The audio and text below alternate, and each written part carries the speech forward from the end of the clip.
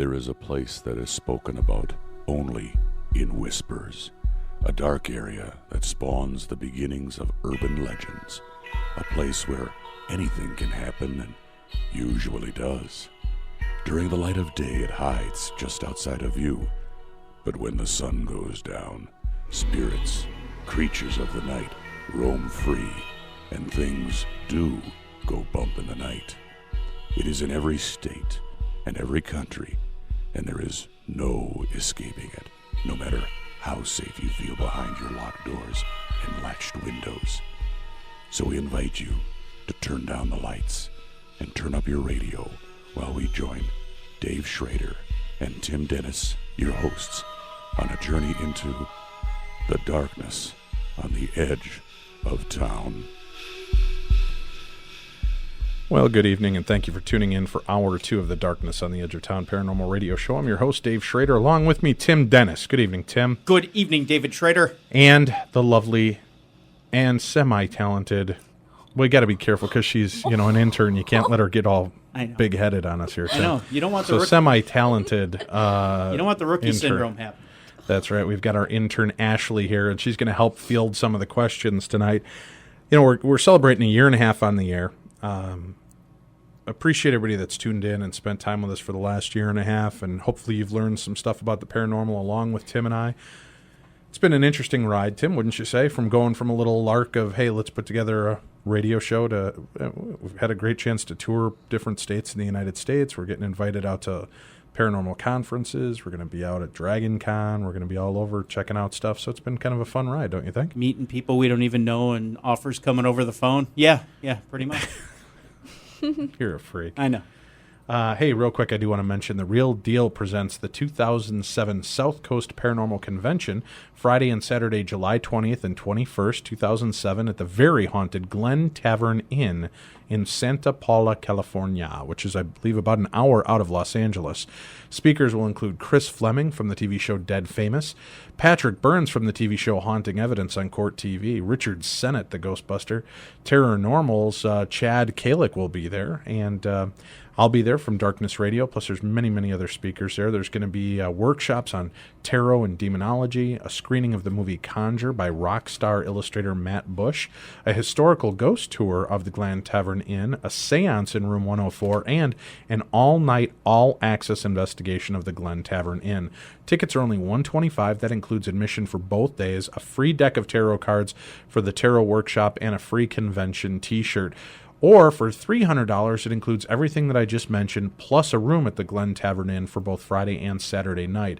Rooms are going quickly, so reserve yours now. For more information, go to www.woodwardpsychic.com.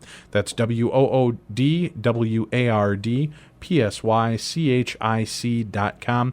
Or you can go right to our website at darknessradio.com, and over on the left-hand side of the screen, or actually that would be right-hand side of the screen, I guess, there's a little button at the top of the screen that says 2007 South Coast Paranormal Convention. Just click that. It'll take you there, and you can sign up right on the website. Don't forget to bring your free tarot deck to the tarot poker tournament they'll be having. That's right. Of course. Strip tarot. The death card is wild. So, yes. Yeah. So you're going to check that out. Please come on out and say hi to us, and or at least me. Tim can't make it. Congratulations to Tim's little sister, Stephanie, who's getting married that weekend. She won't be she'll be tying up Mr. Dennis, so he'll be there. Hey, now, not me. Well, I mean you'll be tied up. That's why you can't come in. We marry outside the family. It's kind of neat. Is that why you have no three-toed offspring yet? Yeah. Yet? Well, working on it. Well, good for you. Good. I got a kind of a cute cousin I was hoping to kind of slink up next to at the wedding. So don't you love having Ashley in here with us, because she's like, oh, you guys, you're filthy. You can't talk about that now. You're a bunch of dirty old men. Yes, Ashley is our intern, and she comes to us by the way of her mom, Lisa, who is the president. I don't know what her title is. I don't want to say it and then get everybody else pissed at me on her group. But she's one of the founders of TCPS, which is the Twin Cities Paranormal Society. And you can check that out online as well. I'm a member of that. It's TwinCitiesParanormalSociety.com. Go check that out. But Ash wanted to get into radio, so Timmy was nice enough to take her under his wing, and he's teaching her the ways of the ninja radio warrior. And it's not a bad wing to be under if I'm wearing deodorant. So. That's right. So Ashley has been collecting questions for us during the first hour of the show, so we're going to have her hit us up with some of that. We're going to be talking, let me ask you, Tim. Yeah. And I hope this doesn't throw you off, Ashley. If you run across a similar question on your list, just exit off as I go along here, if you don't mind. Follow along at home. So, Tim. Yeah. When we started our little venture, you were definitely more of the skeptic, and I was definitely a lot more the believer. A year and a half later, what do you think of your understanding of the paranormal? Do you believe more now? Are you more skeptical? I'm right on the fence. Okay. Yeah. Have you seen what do you feel has really kind of leapt out to you to make you start to see a little bit more that the paranormal is not just a couple of coincidences that you've had in your life or a couple of little incidents that you've had happen? One in particular, the first time we were at the Stanley. Okay. Remember we went up to investigate 217? Everybody had left. It was kind of our quote-unquote travel day, the day before we traveled. All right, okay. And we went up there with Chris Fleming and Coach, Cliff, your son, myself. We went up there and we were investigating the room. Okay. I don't know if you remember, but at one point, Coach was looking through the video camera. I didn't go with you guys to that. You weren't in the room? No, I for wasn't that? part of that, no. I could have swore you were there. 3 men and my son were in a bedroom alone together. I wasn't there. So, no, I really wasn't. Go on, though. He was good, too. Stop it. No, but we were sitting in the room, and, Chris does this thing where he'll open a drawer and he'll open a door and, he'll command the spirits to jump through hoops or do whatever he does. Right. Coach has the video camera on Chris. Coach is a good friend of ours, Mike Ganster, that's part of the Chicago Paranormal Research Group, and that's CPR. I think you can look him up online in Chicago Paranormal Research. Yep. And as Chris is sitting on the floor and he's saying, well, spirits, I realize you need some sort of energy in order to do something for us. So if you need to, go ahead and take that energy from me. So he's sitting on the floor, and as he's kind of bracing himself, like something's I coming was in. there for this one. Right. Yeah. Okay, I remember this. Coach says he sees an orb through the viewfinder go straight into the back of his neck. And then as the orb exits the back of his neck, you see him kind of slouch, like he's more relaxed. Because you remember him saying, all right, that's it, you've taken enough energy. Right. And then he said he saw the orb leave and then kind of shoot around. Right. And then he asked for the spirits to do something, and we saw a weird flash. Right. Nobody had a flash camera. Right. And it was in the room that we were all sitting in. Right. It was in a pitch black room, right? And all of a yeah. sudden it was just like this. But it wasn't like a flash that lit up the room. It was a strange kind of muted flash. So it was like a flash of light without a very illuminating anything. A very localized flash. A regular flash on a camera would be much, much brighter. Right. This was just like a little blip, a little flash, just to let you know that there might have been something there. All right. So that was your kind of, oh, okay, there might be something more to this. Yeah. All right. And then there was a second experience on one of the trips, which I particularly laugh at, because you and I have been up till about 4 a.m. Mm-hmm. And this is on the Queen Mary. Okay. And we had separate beds, we're not married. Right. And it's not proper. It's not proper. And I'm laying on my bed, and I'm starting to kind of drift off a little bit. Dave's wanting to drift off, but generally on these trips, we sit up and laugh like little schoolgirls for about half an hour before we fall asleep, just because you're so overtired, and you start cracking wise. So I'm laying there, and I got my glasses off, and you had just shut off the lights, and I feel something no, I'm kidding. And I'm looking up at what should be the smoke detector, a CO2 detector, and there's another detector. So there's 3 green lights. Right. And then I see this big ball of red, and it's kind of floating around and changing directions, in weird directions. And I'm thinking, okay, I'm just overtired. And I'm thinking, should I reach over and grab my glasses and put them on or what? So I lean over, and at this point, you're just about out. And I go, hey, D.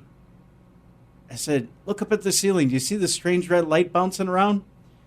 And you remember what you said? Not a clue. Shut the F up, turn over, and go to bed. So there you go. So I did. I just figured, I'm not going to, I'm done. You're not going to have a paranormal experience without me? That's a good one. So I just left my glasses off, turned over, and went to sleep. I get a little crabby at 4:30 in the morning when I got to be up at 8 to see everybody up again. So I'm sorry. I know. I apologize for encroaching on one of your paranormal experiences. That's all right. Been crazy. Just wanted to share that moment. All right, Ash, go ahead and why don't you throw a couple questions to us and we do open up the phone lines, Tim. If hopefully they're working right again. We've been having problems getting inbound lines and outbound lines crossed. So if they work, we'll be able to take your calls. If not, if you try to call in and it rings and we don't pick up, that just means we're having the same difficulties we've had for the last 6 months here. So I got to quit peeing on the phone hybrid. Yes, we that's should a bad have thing. bathroom breaks. So what's the phone number? 952? 830-1470. Don't give me the old long distance thing. You have cell phones. Use them. Everybody's got free long distance That's now, right. especially at this time of night. We're doing you a favor. Again, it's 952. 830-1470. So give a call. Tim will keep an eye on the lights for the phone system. Hopefully they'll work and we'll get it going. Go ahead, Ash. Who's this one directed to? Or doesn't it say? It doesn't say. Okay. So this is from Ellen from Seattle, and she was wondering, have you ever seen a full apparition? A full apparition. Well, one of the stories I tell that I discount right away, even though, it's been passed down to me from my family. I saw, apparently my grandmother came to visit me after her death when I was like 2 or 3 years old, and I described to a T what she had been buried in. So I guess that, in a sense, I did see a full apparition with then. A couple of weeks ago, I mentioned on the radio, my full first on encounter, I think, with an apparition was watching my friend's webcam. She was feeling she was being watched. She felt uneasy, so she had switched on her webcam. I was talking to her, keeping her company because she was waiting for her parents to come home. And in walks this woman who I assumed was her mom, this older-looking woman with like a black turtlenecky shirt on and like a white button-up sweater. And you know how when, it's dark, so she's just got like the light of the computer screen illuminating her, so everything kind of beyond her is kind of that black and white grayscale. I'm looking at that, and in walks this woman, and she kind of bends her head down like she's looking at the screen. So I just really assumed it was her mom, and the woman comes over and sits down next to my friend on this chair kind of behind her. And I said, "Oh, well, now your mom's home, everything's okay, huh?" Or something to that effect. She goes, "What are you talking about?" And I said, "Well, who's the woman that just came in and sat down next to you?" And I feel so horrible in retrospect because this friend of mine, she just stops typing and she does the slow look up to the video camera like, "Oh, sheesh, what are you talking about?" And I said, "Seriously, right next to you." And I could see this thing sitting there. And she reached over and grabbed the lamp next to her computer screen and swung it over at the empty chair. And there was nothing there.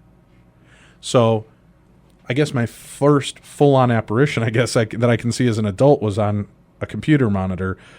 Now, again, I don't know, was it bleed through another camera that maybe someplace close? Now, what's interesting is my friend told me across the street from her home is the community church where they always have the funerals. So it could have just been a passing through ghost, but it was strange. And actually, I will say that it freaked me out and her out enough that I actually called poor Patrick Burns from Haunting Evidence at about 1:30 in the morning and woke him up out of bed, which I think was like 2:30 his time because they're an hour ahead of us. And I'm like, "Patrick, got to get on. There's a ghost on webcam and blah, blah, blah." So Patrick got up and sat there and talked to both of us and calmed us down for about an hour, just trying to hopefully see a spirit pop up on the screen. So we didn't see anything, but she did report that within a week she woke up to something pulling her sheets off of her in the middle of the night. So I've been meaning to get back in touch with her and Patrick and get another little webcam deal going, and now she's learned how she can record off that webcam too, so hopefully we'll get to see that. Did you have a question pop up over there, Tim? You smirking? No. Are you just watching the people on the boards? Watching the chat. How about you, Tim? Do you think you've seen a spirit yet? Or I've seen a variety of spirits in my liquor cabinet. Yes, but, that's about it, huh? No. Other than we've Not like briefly an talked, right? apparition, You've seen your spirits seem to attend or appear to you when you're in dream form. Actually, you know what? I had an interesting dream. This sounds like we're just killing time. I had an interesting dream the other night, and my stepdad had a best friend by the name of Lawrence who passed away from cancer about 3-4 years ago. Mm-hmm. And I'm in a strange place, and it made you nervous. It did, yeah. This is like a Men Without Hats. Yeah. Okay, go on. No, that was Men at Work. Coming from a land that's down right. under. Okay, yeah, you got me. 80s trivia master. Yeah, I know. I'm totally useless for a lot of different things. So I'm having this dream. I'm in this weird place. I see people I recognize, and it's kind of like a school, like lunchroom, cafeteria type deal. And this woman comes up to me and keeps saying, "Are you going to be coming over for Lawrence's birthday tonight? He really wants you to be there. He really wants you to sing happy birthday to him." I'm like, okay, well. it just, and she kept insisting over and over and over again. Now, is Lawrence dead in real life? Yeah, Lawrence passed away about 4 years ago. Maybe even 5 by now. Okay. So I'm like, this is weird. Lawrence's birthday. Turns out, Lawrence's birthday was a couple weeks ago. Ah. And you missed it? I did. And he wants me to sing him happy birthday, evidently. I don't know.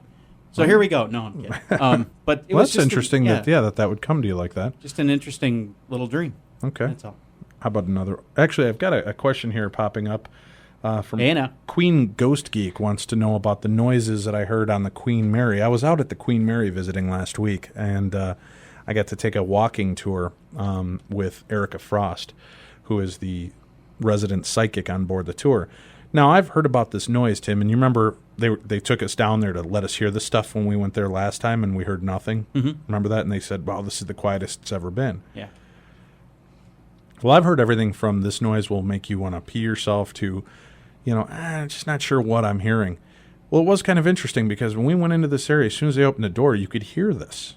And I actually am trying to get her and our friend Chad Kalick to record the sound and send it to you because I'd like you to manipulate it, slow it down or speed it up and see if it makes words. Okay. It was weird. I'll give you that. I don't know if it was paranormal, but it was weird. It was this, it's almost like this giant croaking noise. Just this kind of over and over. But Erica said, and she said she was reluctant to tell us what she heard, but everybody really wanted to know. She said she thinks it sounds a lot of times like it's saying, please help me. So sure enough, as soon as you settle in on those words and you listen, all of a sudden you can start hearing the rhythm or the what's the word I'm looking for here? Like the syllables like for that, right? The cadence for that. So it seemed to make sense, and you could kind of hear this.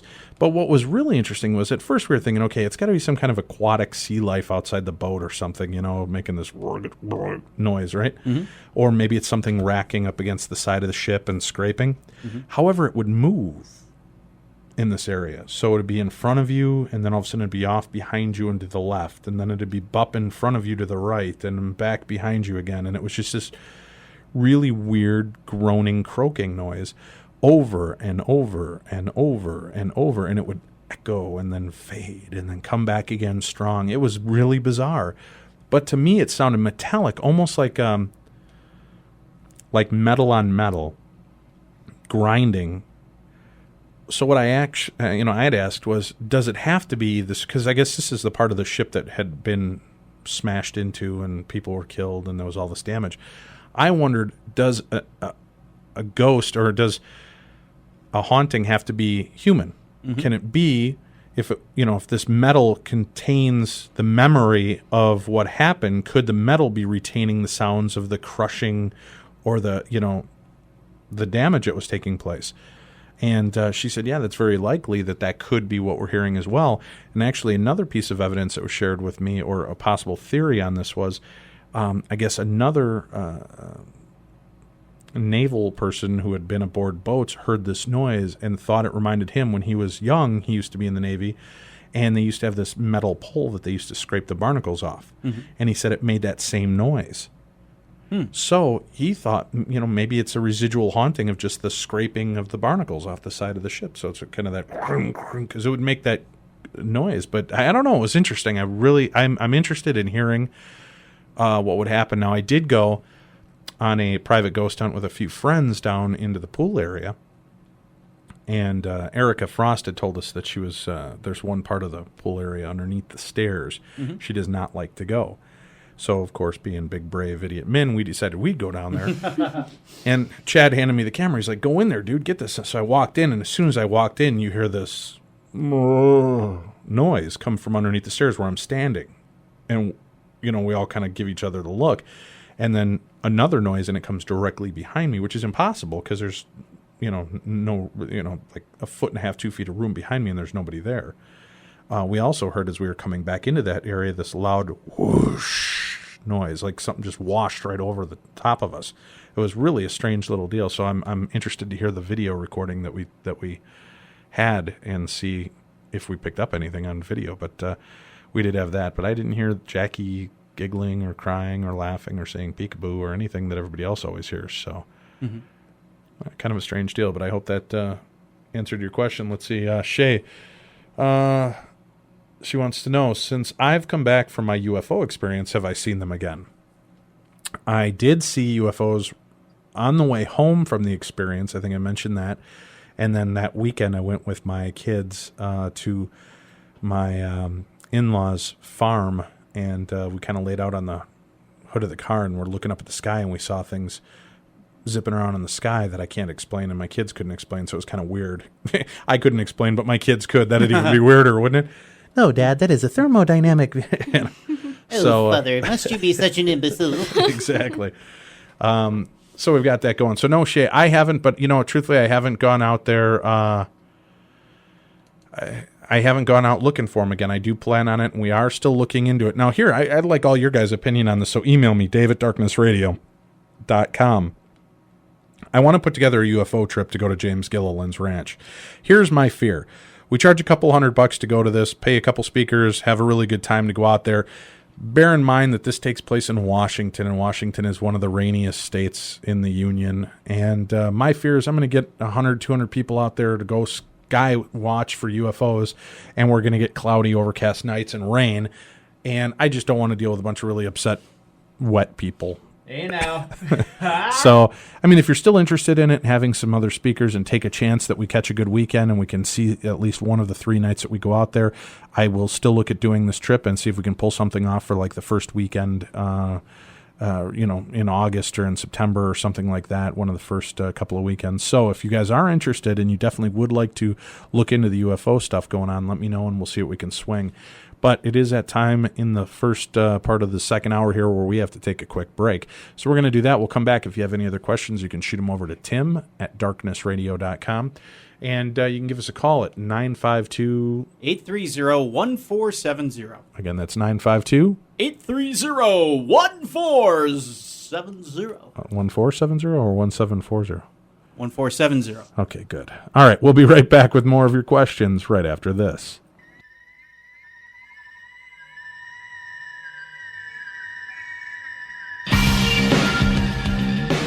We're taking calls for our guests right now at 612-375-1400. The darkness is closing in. Be sure to get your question in quick.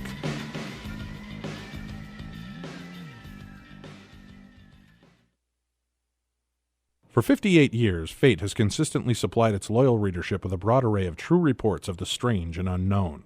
Fate is a factual magazine containing articles by experts in all walks of life, and by others just like you who have something dynamic, significant, and truthful to say.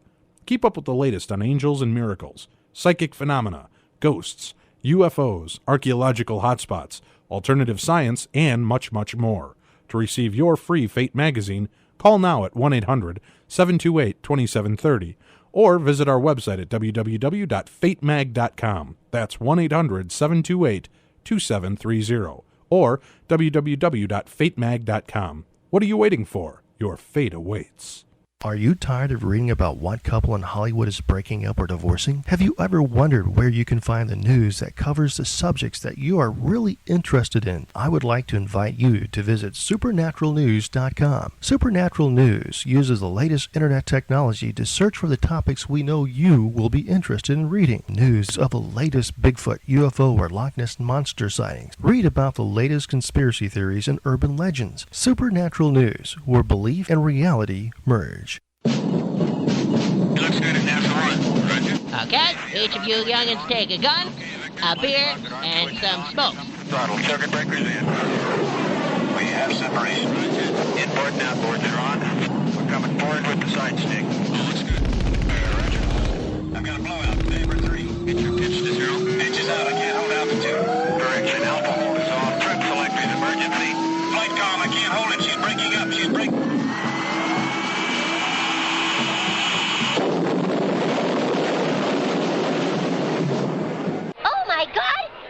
Dave. You bastard! Dave Schrader, paranormal host. A man barely alive. Gentlemen, we can rebuild him. We have the technology. We have the capability to make the world's first bionic paranormal host. Dave Schrader will be that man. Better than he was before. What is it that makes you set... Better, stronger, faster. Run, Forrest, run! Run, Forrest! Welcome back to the darkness on the edge of town with Dave Schrader and Tim Dennis.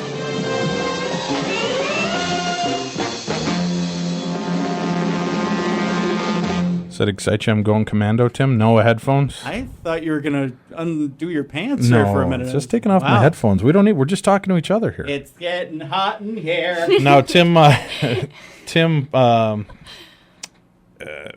put out the wrong number in that last ad. So, again, why don't you go ahead and give out It's the an phone old number. one. I just like the... We're taking phone calls now. It makes it sound like another show. Yes. 952-830-1470 is the number.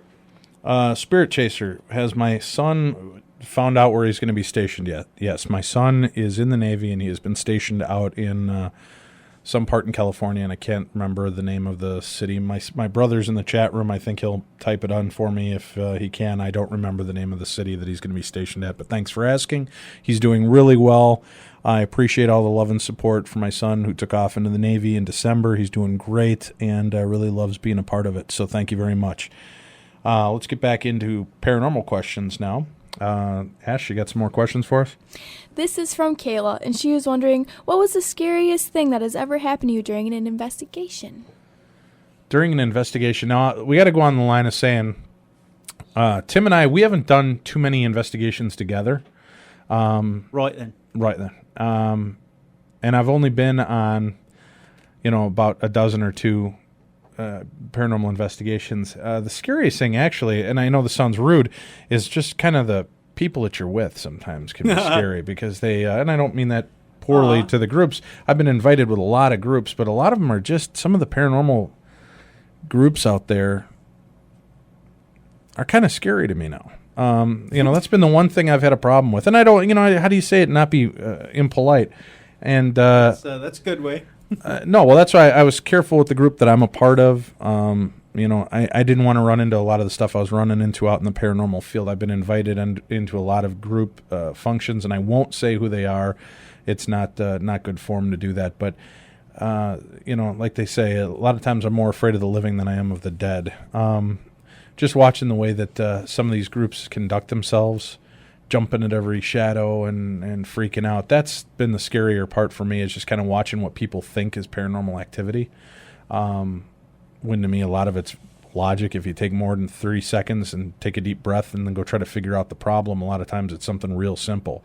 So I have yet to see anything. I think more along the lines,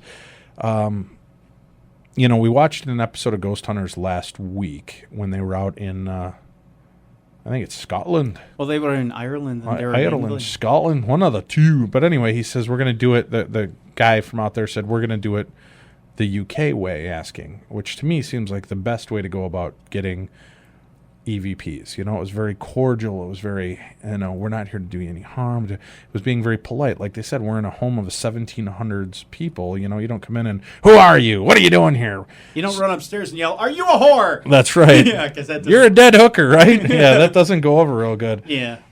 Yes, thank you, Queen Ghost Geek. It is Lemoore, California, where my son is being stationed. So thank you very much. Thank you very much for posting that, Lemoore, California. But going back, yeah, I have not seen anything in a paranormal investigation yet that I would deem scary. Have you, Tim? No.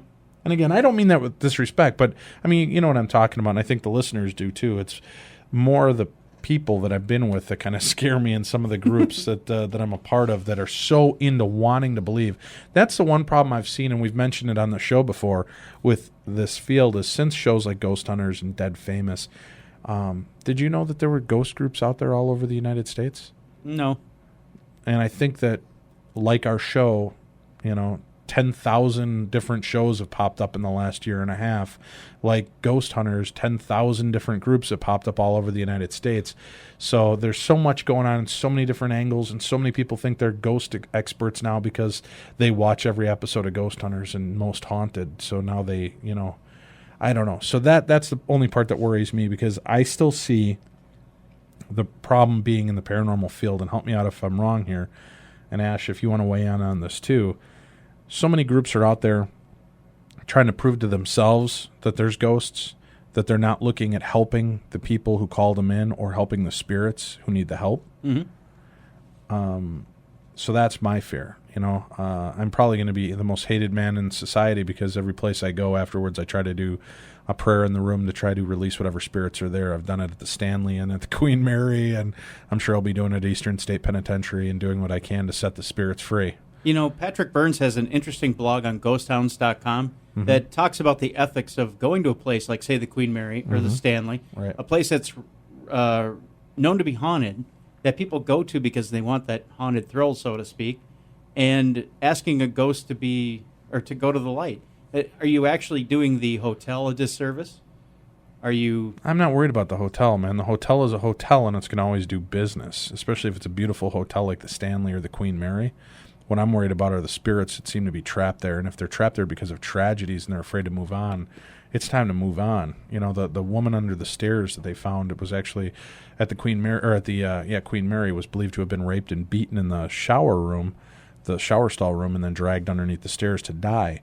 Well, dude, I heard 2 moans the minute we walked in there. 3 of us heard these moans out loud. Well, I just began praying right then and there on camera with them. And if this woman's there 50, 60, 70 years after her death, still trapped by this, it shouldn't be I think something should be done to release it. Now, maybe it's just a residual trap there, right? And residual means it just plays over and over again and there's nothing you can do. Then great.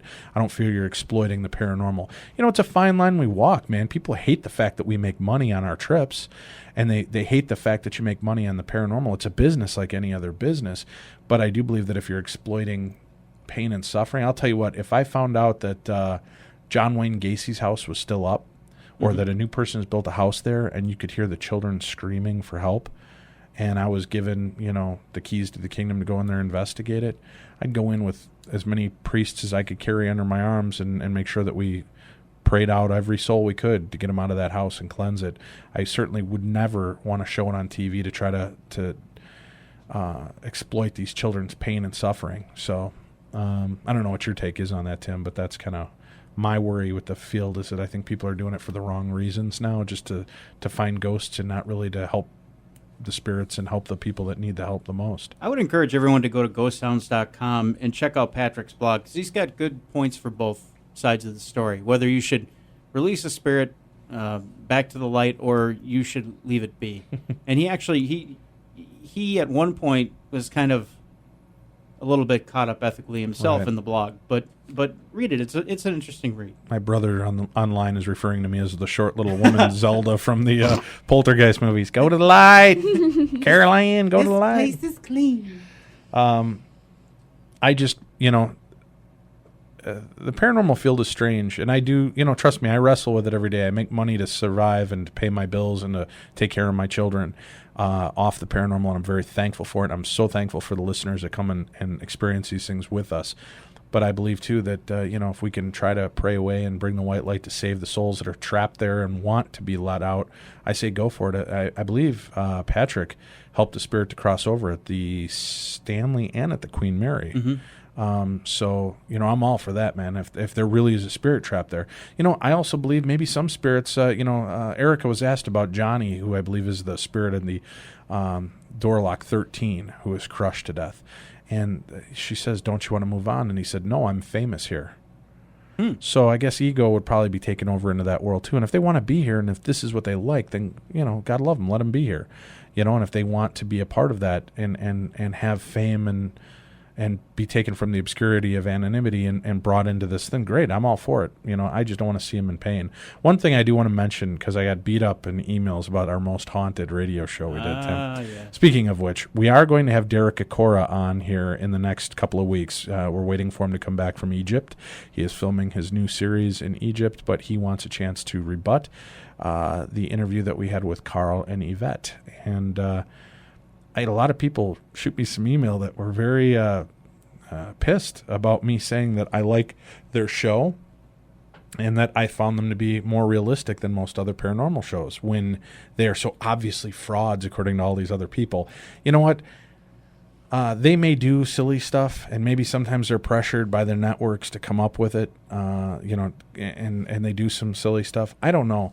But truthfully, what I was referring to about realistic is the fact that, and if you go back and listen to the interview, I talk about it, talking about how Yvette screams all the time. Mm-hmm. And I said that I believe that's a lot more realistic than the tough guy stuff you see like with ghost hunters. Right. Now, maybe Jay and Grant are just, the Wyatt Earp and Marshall Dillon of the paranormal, and they can walk in and not be jumpy or nervous.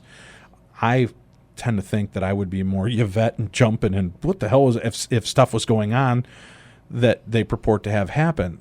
I meant that in the case of that's more realistic to me than being the macho brave guy. I think I'd be more jumpy. But after how many hundreds of investigations are you going to go out and go in and still be jumpy? Right, I understand that part, yeah. But what my reference to being more realistic is that I think it's more realistic to be scared and jumpy than it is to be stoic and tough. So that was my only comment. I didn't mean that I think Most Haunted is the most realistic paranormal show. I mean, what is realistic in the field of the paranormal anyway, right?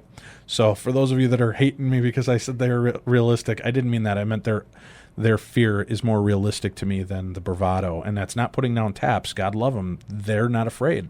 That's great. That's why we love to watch them. Mm-hmm. However, even Grant, I think on this last episode, jumped about something and said, geez, that really scared me. And he was freaked out by a few things going on. So I like to see that human side a little bit more.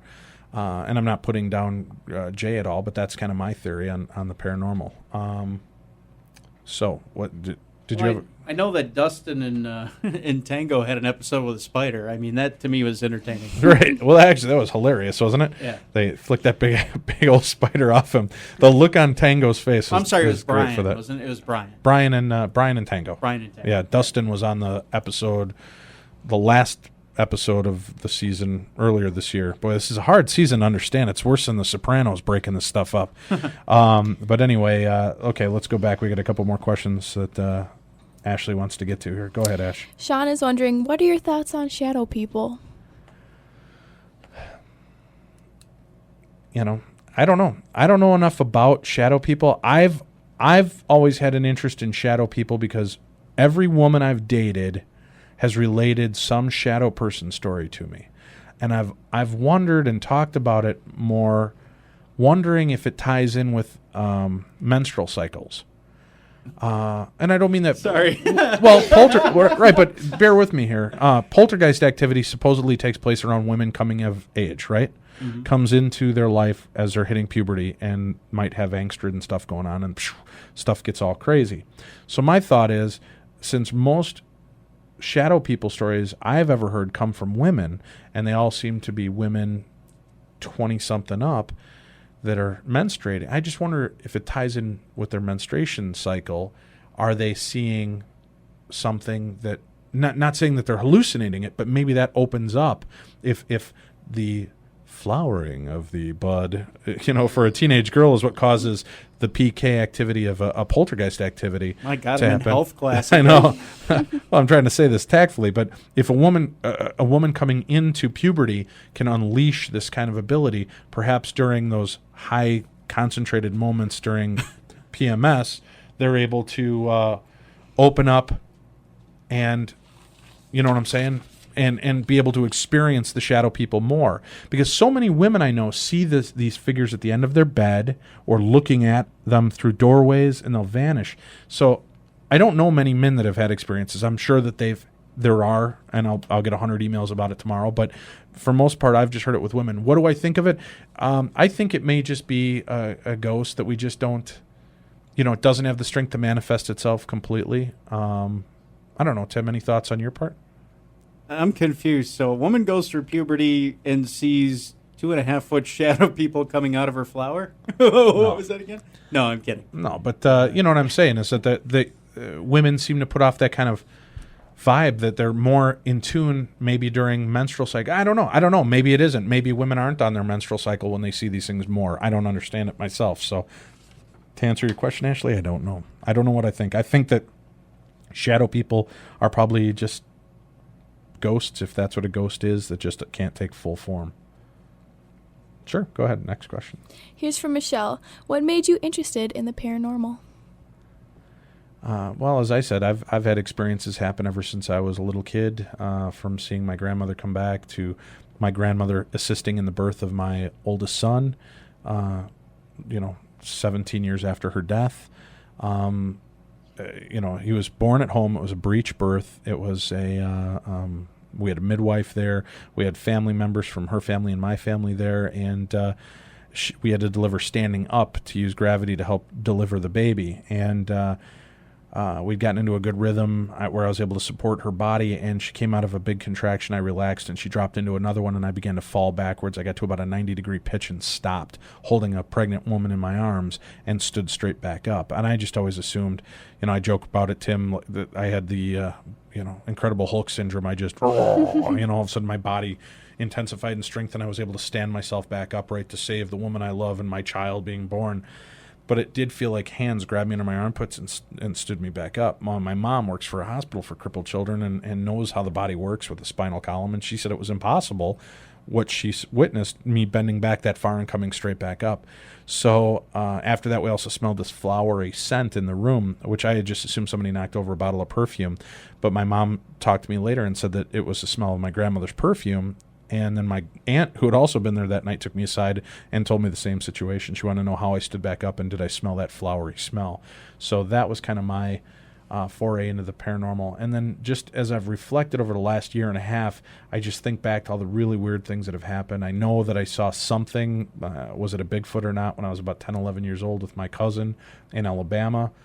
I don't know. I saw UFOs, almost a year ago now. I've had different experiences, so that's kind of what kept me going. How about you, Tim? Well, mine have just been seeing relatives in dreams. Relatives coming through in dreams, telling me everything was okay, and it generally happened shortly after they passed on. About maybe, I'd say about a day and a half after. And I've had my uncle come back to me, and my grandfather come back to me in a dream. And there was that dream I had the other night, which was kind of weird. But yours mostly come in dream form. Yeah. Okay. I've never seen an apparition. I've never seen a shadow person. How about UFO, Bigfoot? No. Okay. No, I have some pretty hairy relatives, and I've seen some pretty weird paper airplanes being thrown at the Metrodome during football season when the Vikings are failing miserably. But I've never seen a UFO or Bigfoot. Okay. All right. Well, we're going to try to salvage that by the end of the year. I want to have you at least see a UFO with me. So we're going to try to get out to Gilliland's Ranch and see what we can find. All right, go ahead and hit us with the next one here, Ashley. John is wondering, what is the best way to get a ghost to communicate? Is this John or Sean? John. John. Suddenly she's talking like Johnny Carson. Yes, sir. John wants to know. What's the best way to get him to communicate? I think it's a phone card. Is that right? Best way to get him to communicate? I don't know. Again, I have yet to get a clear EVP for myself. I guess if you can ask them if they can knock 3 times on the ceiling if you want me. Chris Fleming sells a little detector. Seashells by the seashore? Yes, Chris Fleming sells. He sells a little detector called a K2 meter, and this supposedly detects some kind of. You know what they work for, right, Tim? Electric magnetic field. Is that what it's for? Or is it other? It's another EMF detector. Okay. Right. And it lights up, and he will actually ask spirits to come up to it, and it'll flicker and light and blink up like crazy for him. And then he asks it to light up twice for yes and once for no. And he asks questions, and he seems to have pretty good response with that. Although Chris does claim that particular K2 meter is moved by PK energy, by psychokinetic energy. Right. So, and he claims that that's a ghost projecting that. If you notice, if you use that K2 meter like in a room, try and put it near a light socket, it doesn't really register very well. So I think it's, don't ask me how because I've never seen the thing built, but it seems to be a little bit more sensitive to what, like Chris would say, this PK energy than it is to regular electromagnetic fields. Yep. All right. Next question. So do we answer that? What's the best way to communicate with them? I don't know. I would say you try your EVPs. I would say be very skeptical. Tim's more of an audio guy. If you have an EVP and you want to have it analyzed, you can email him to tim@darknessradio.com. Tim will try to get through them and see if he can dig something out of them. But I think it's a tough call, man. I mean, there's so much bleed through, so many different things to be coming through. It's hard for me to say. I've become more of a skeptic, I think, Tim. Have you seen that with me over the last year? Yeah. I've become more skeptical, not cynical. I still believe in the paranormal, but certain things. Right. In certain things. Some things just don't seem as you know what, and here this may be a big bombshell I'll drop, Ash. Are you ready for this? Yes. Okay. I don't know if I believe in ghosts anymore. I don't know Show's that I believe, over, folks. Good night. No, I don't know if I believe in ghosts in the classic form that they're dead people walking around. I think it may, the more I'm learning about this, I think it may just be more bleed through the tapestry of time. I think we may just be interacting more with thin layers of time. I believe in residual hauntings. I don't know that I believe in intelligent hauntings. To be truthful, I'm having a real hard time with that now. I think that a lot of relative related ghost stories, I think maybe more of an angelic coming to warn us and taking the form of something that we recognize. I don't know what your thoughts are on that, Tim, but it just seems to me when my grandfather came to me after his death, I was having a real bad time with death. I'm terrified of death. I've always had the problem with it. So when my grandfather came to me and told me the things I needed to know, when he left, we're a very huggy, kissy family, and I went to give him a hug and a kiss. I pulled away because it was this wave of like hot vibrational energy. And it freaked me out. And he said, "Oh, I'm sorry, you're not used to that." Okay, hold on. And he said, "All right, now." And he gave me a hug and kiss, and it felt like skin to me. So since we've heard so many times that angels come in this warm, magnetic field kind of sense, I just tend to think maybe loved ones that come back to us, if they're really gone, I think they've done their part on Earth here and they're gone. And it would be nice to think that there are guardian angels, but I think that they've got something else. I think there are angels that are set to be here to take care of us, and I think they just take the disguise of loved ones because it's going to be a lot easier. Who are you going to believe if Grandpa comes to you and says, "Tim, you have to stop doing this or you're going to die," or if some big fiery white angel-y looking thing appears, you're going to question that more and think it was a dream or a hallucination, right? Yeah. Okay, so I that's where I think. So I'm still studying with myself right now, trying to understand what it is ghosts are to me. But the more I'm understanding, the more research I do and the more places I go, I have less faith that there are actual ghosts than there are maybe just different, that we're not just seeing through bleeding patterns in time. I did find an EVP. You did? Yeah. It's a blast from the past. You ready for it? Okay, let's hear it. Put your headphones on. All right. Here it is. Okay. What is that? It's Lisa's. It's the Blow Me Whore EVP. Oh, God, no. Yeah, that's what they wanted to hear in the chat room. I saw that, didn't I? All right. Yeah. All right, go ahead, Ash. What do we got next? Pam asks, "Do you believe in fairies?" Hey, now. Well, I told you I did just come back from Los Angeles. Hey, now, everybody. Hey. Do I believe in fairies? I don't know. No. I don't think I believe in fairies. At least, I don't believe, because I don't know. I don't know what the real definition of fairy is. Do I believe in Tinkerbell? No. Do I believe in the Tooth Fairy? If my kids are up, yes, I do. Do I believe that they're little pixie families that live in the woods and fly about? I have a hard time understanding that. Does that mean that it doesn't? No, because as Rosemary Ellen Guiley has told us in the past year, why can we believe in UFOs, Bigfoot, all this other stuff, but we don't believe in fairies? I guess it's because Disney sanitized me so much. I just have a hard time wrapping my mind around that. I think that there are things like we noticed on the Ghost Hunters episode, and I don't mean to keep beating their drum, but I think a lot of things that people refer to as elementals are what fairies are considered to be. So I don't know. Fairies in the realm that, like I said, Disney has made them seem like, no, I don't believe in that. Does that mean that there's not stuff out there? Sure. I mean, something comes from everything, right? I mean, these stories have come from something, but I just don't know what I believe in with that. How about you, Tim? Fairies, real or not? I've been to Uptown plenty of times, Yes. and I'll tell you something. I don't know. That was interesting footage that Grant and Jason had of the one splitting into three in the thermal cam. Yeah, that was interesting. But I would like to know, hear me out on this, on that footage. They show Brian and Tango walking through the woods, right? Well, where's the film crew following them with cameras? Because they only show their 2 lights walking. Well, maybe the 3 lights back behind were the sound guys and the cameramen. But it was shorter than the 2 of them. I mean, you don't have like a mobile tracking unit or anything fancy like that. Yeah, but we also don't know how far away they were. I don't know. I would have to know more about what I saw there. But I see what you're saying about the whole splitting of the. I don't know. I would think they would have pointed that out because they did point out a sound guy in the woods when they caught him on the right, thermal but camera. they may not. You know, I would never say that Taps is faking anything because I don't believe that they would do that. But I think we all make mistakes. I would have to see the footage again. I mean, I just watched the episode, so I don't know. In that type of shot, though, and I'm just assuming here, but in that type of shot, I got to think that the cameraman and the sound man are in front of those 2 guys. No, they were behind them in a couple of the scenes, remember? Because those guys are walking but off. in that particular scene, because I would have think they would have debunked it. At that point, they would have said, oh, yeah, that's good, because they did it previously in the episode. They said, that's the sound guy. Right. So, and they caught themselves. So, Could be. I don't think they would have shown it a second time, or shown crew in the shot a second. And again, I don't want hate mail from Taps fans.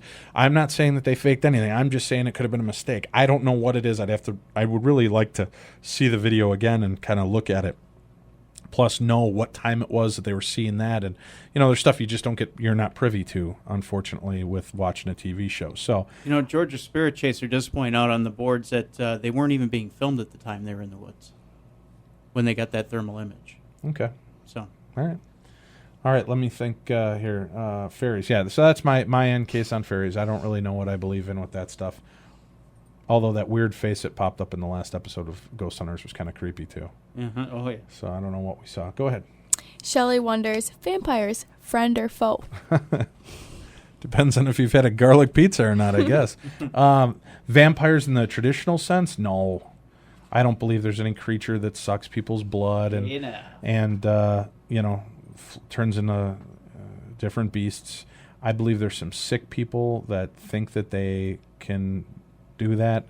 And now I'm sure I'm going to get a legion of emails from vampire people hating. And, I believe that right now it's become a cult unto itself, and I think it's a fun thing. And, hey, I'm not beating you up on it. The allure and the sexual coolness of being a vampire. I wanted to be one when I was a kid. I remember taking my mom's emery board. And I used to file my eye tooth so I could get it sharp. I wanted to be a vampire. Did it work? Only on one tooth. I did. I filed the other one too flat. But I wanted to be a vampire. So I know the allure. I wanted to be that power. You could feel that power in the night. It's because we're under the mask of anonymity. It's a lot easier in the dark to be something you're not than it is in the light. So I think that's just a lot of people that are lost and find a power in something they're not. Do I believe that they're slaking their thirst off the virginal blood of the peasants? No. That's got me a little excited, baby. Yeah. So vampires, I don't believe exist. Now, energy vampires, yes. I do believe in them. I've been around them where you walk away and you just feel absolutely sick to your stomach and drained. So Ashley's nodding. She knows a couple of them, apparently. Yes. Okay. All right. Hit me up with the next one. Shaquisha asks. Shaquisha, yes. I knew she was listening. What up, Shaquisha? What up, baby? I see you. West side in the house. All right, go ahead. Shaquisha. She asks, if you could talk to anyone who is deceased, who would you talk to? Tim? Anyone who's deceased? Good question. I would want to talk to. I want to talk to a skeptic. I don't know. James Randi. The minute he kicks off, I want to talk to him on the other side. Do you? Yeah, or Houdini. Oh yeah, that'd be interesting. I would like to talk to Harry Houdini. Mm-hmm. See, I'm more an old time sentiment. I just want to talk to my grandpa again. I hear you. It'd be nice to talk to relatives, but if you had, we had just to pick one, a celebrity, Sinatra. Dude, he did it his way. Seriously, Sinatra would be awesome, wouldn't it? If you could connect with one spirit, Sinatra or Elvis, why go anywhere else? Yeah, Jimi Hendrix would be interesting. Oh, no, I couldn't take all that squealing guitar stuff. So, I don't know. Yeah, that would be my grandfather would be my first choice, just because I miss him and he meant more to me than anybody else in my life ever had. So I would say my grandfather. No offense, Mom, you mean a lot to me too, but no. So that's about it. We have about 7.5 minutes. No, 2.5 minutes. Wow, it went fast this hour. I hope you guys have enjoyed it. We got want to run through another question here real quick, and then we'll. Kyle asks, Who would you call if you had a haunted house? Who would I call if I had a haunted house? The JCs, because they always run a good haunted Yes, house around exactly. Halloween and make a heck of a lot of money. Well, I would call the Twin Cities Paranormal Society, woo-woo, because they're right here in Minneapolis, and I trust them and like that team, so I would call them, but I'm biased. But if you are in the Twin Cities area and looking for help with your haunted house, just look up the Twin Cities Paranormal Society.com for all of your paranormal needs. Otherwise, I think I would call my friends, Jay, Grant, Patrick, Chris, and have them come out and take a look at this and see what's going on for themselves. Tim, same thing? My childhood priest. Yes, exactly. All right, last question. This is from Kayla, and she is wondering, does Bigfoot have big feet? Yes. No, it's a misnomer. They actually have very dainty feet. It's kind of like calling a guy without a right arm righty or whatever. Isn't I think he likes to just brag about his big feet. I don't think he actually has big feet. He may think it's like a size 22, but it's actually like a 15. The real question is, does Bigfoot have big hands, too? Hey, now. That's what I'd like to know. Does it all coincide? Well, that hopefully gives you a sick little twisted look into our world with the paranormal. We've had a great time for the last year and a half. At least I know I have. Tim, are you with me on that? Sure. Been having a great time and meeting all you guys, and hopefully you guys have had a good time with us doing the show and coming out to see us live at the live events. We're going to be out again. We do have an event here, which is totally sold out at Eastern State Penitentiary.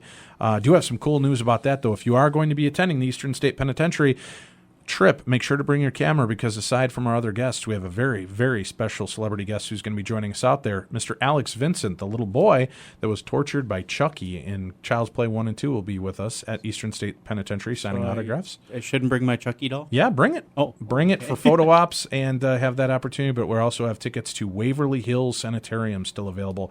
People want to go. That's an amazing trip. And we're doing 2 full nights of investigations there with the group, not just one. You get 2 full nights of investigations with Chris Fleming, Patrick Burns, John Zaffis, Rosemary Ellen Guiley, Adam Bly, myself, and Tim. We're going to actually be able to participate in the ghost hunt with you, so please come on out to that. And we're going to be back to the Queen Mary, Haunted Queen Mary in December. You can get all the information on those at darknessevents.com. Again, www.darknessevents.com. I want to thank my co-host and producer Tim, with whom the show would not exist. Thank you for being with us. Thank you for helping us, Tim, and keeping the show on the air. I also want to thank our lovely assistant, Miss Ashley, for being here this evening and helping with the questions. It's been a pleasure having you with us, Ash. Oh, thank you.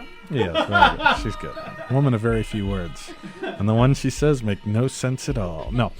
So thank you, and thank you all for tuning in, because, again, if it weren't for you, the show wouldn't be on the air and the events wouldn't be taking place. We hopefully will be seeing you a lot more in the next year. And if you have any advice for the show, guest ideas, please keep them coming to us at dave@darknessradio.com. We'll see you soon. Thanks again, and make sure to tune in next week for a brand new show.